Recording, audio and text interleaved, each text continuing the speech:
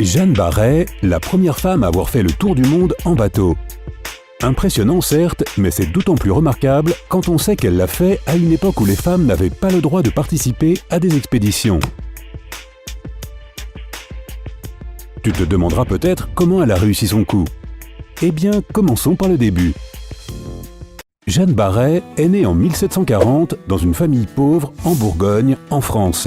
Son père était analphabète, ce qui n'était pas inhabituel pour un paysan de l'époque. Mais étonnamment, la jeune Jeanne a eu la chance de recevoir une certaine forme d'éducation de base. Elle savait au moins lire et écrire. On ne sait pas grand-chose des premières années de Barret, mais la théorie est que sa mère, qui était l'une des rares paysannes alphabétisées, donnait des cours à sa fille.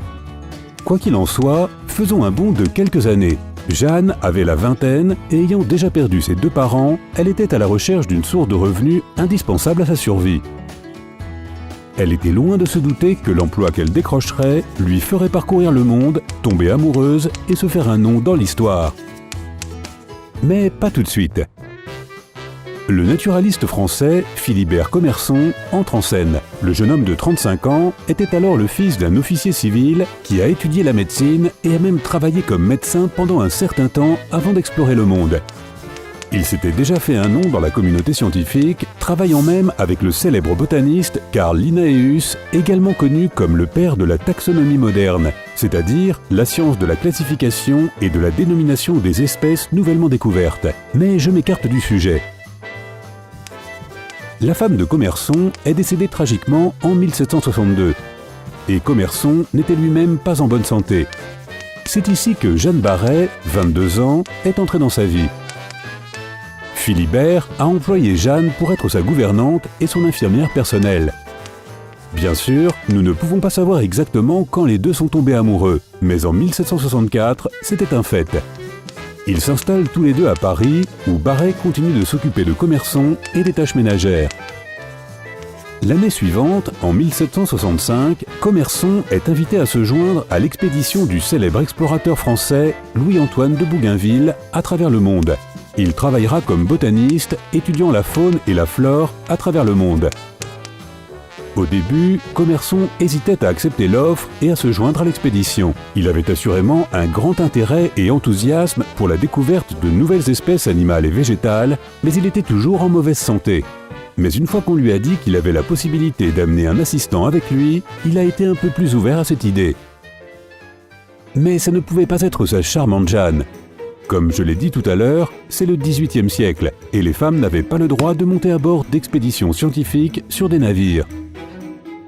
Ne voulant pas laisser Commerson sous les soins de quelqu'un d'autre qu'elle-même, elle a eu l'idée de se déguiser en assistant masculin.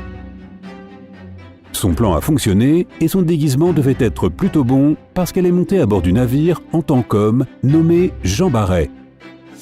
Même Commerson ne l'a pas reconnu au début, alors il l'a traité comme un étranger.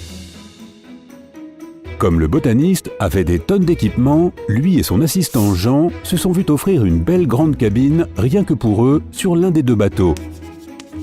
Cela s'est avéré pratique pour Barret parce que cela lui a donné beaucoup plus d'intimité qu'elle n'en aurait eu autrement. Elle avait même sa propre salle de bain privée. On dirait que toutes les chances étaient en sa faveur. Pendant le voyage, la jambe de Commerson a commencé à lui causer des problèmes en raison d'un ulcère récurrent. Il avait aussi le mal de mer. Barret passait son temps à s'occuper de lui. Dans les mémoires de Commerson, il explique que les botanistes n'avaient pas grand-chose à faire pendant la première partie de l'expédition.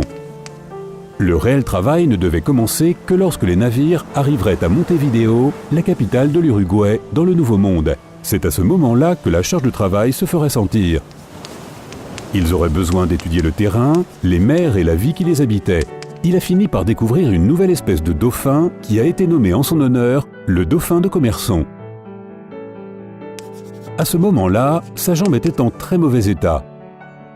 Mais Barret n'était pas seulement une paysanne qui s'occupait bien de son conjoint, elle allait jouer un rôle majeur dans cette expédition. Elle est devenue elle-même une grande naturaliste. La jambe de Commerson le gardant immobilisé, Barret a fait beaucoup de travail. À travers la pluie, le vent, la neige et les montagnes, elle a transporté tous les spécimens qu'ils ont trouvés ainsi que les fournitures qu'ils utilisaient. Quand ils sont arrivés au Brésil, Commerson n'a même pas pu quitter le navire et a dû attendre que sa jambe guérisse. Pendant qu'il était coincé à bord, son assistant s'est promené en recueillant d'autres spécimens. Elle a même trouvé la belle vigne fleurie que Commerson a surnommée Bougainvilliers en l'honneur du célèbre chef de l'expédition. Lorsque le navire a atteint Montevideo pour la deuxième fois, il devait recueillir des spécimens de plantes en Patagonie pendant que les navires attendaient les vents pour les transporter dans le détroit de Magellan. Même si sa jambe lui causait encore beaucoup de douleur, Commerson a décidé de quitter le navire et d'essayer de faire quelques recherches. Barret l'a accompagné tout au long du chemin, l'aidant à ramasser des spécimens, des coquillages et des pierres. C'était une mission extrêmement difficile et ils ont rapidement acquis la réputation d'avoir de la force et du courage. Cela leur a valu le respect de Bougainville lui-même ainsi que tous les autres explorateurs. Au cours des semaines qui ont suivi, Barret a même aidé Commerson à cataloguer les notes qu'ils avaient prises et les spécimens qu'ils avaient recueillis.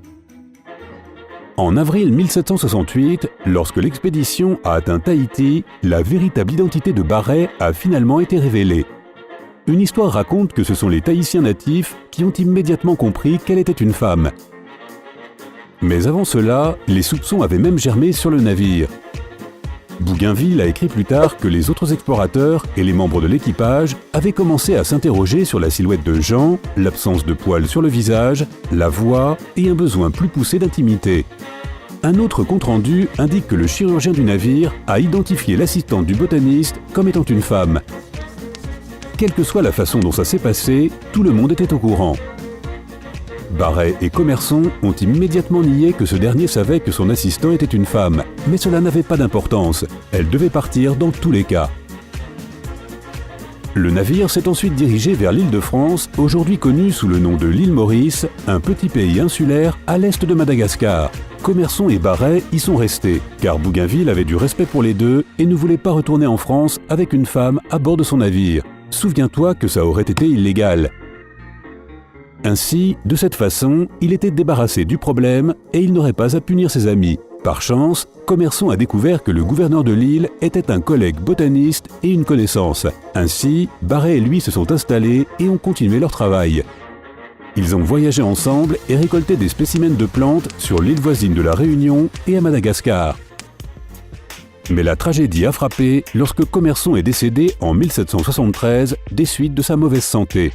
Jeanne est restée seule, sans finances ni amis. Le gouverneur avait depuis été renvoyé en France, alors elle ne pouvait pas l'aider avec son travail. Elle a donc trouvé un emploi dans la capitale mauricienne, Port-Louis, où elle dirigeait une auberge. C'est probablement là qu'elle a rencontré Jean Dubernat, un officier de l'armée française qui était probablement en route pour la France à son arrivée sur l'île. Barret et Dubernat ont dû s'entendre, parce qu'ils sont vite tombés amoureux et se sont mariés l'année suivante, en 1774. Les heureux jeunes mariés sont ensuite rentrés en France, ce qui a finalement permis à Jeanne Barret de faire le tour du monde en bateau. Elle a été la première femme dans l'histoire à compléter une telle expédition. En 1776, Barret a reçu l'argent que Commerson lui avait laissé dans son testament.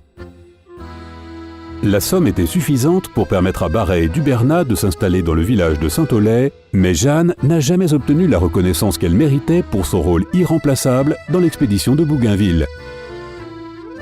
C'est en 1785, à l'âge de 45 ans, qu'elle a commencé à toucher une modeste pension pour sa contribution à la botanique.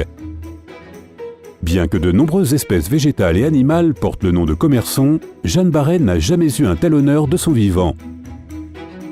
Ce n'est qu'en 2012 qu'une nouvelle espèce de fleur a été dédiée à la grande exploratrice, Solanum barretiae.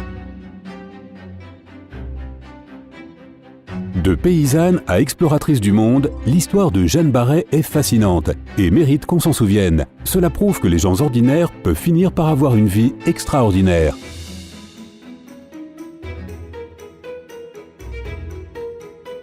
Connais-tu d'autres histoires intéressantes comme celle de Jeanne Barret ? Fais-nous tout savoir dans les commentaires ci-dessous. Si tu as appris quelque chose de nouveau aujourd'hui, clique sur j'aime sous la vidéo et partage-la avec un ami.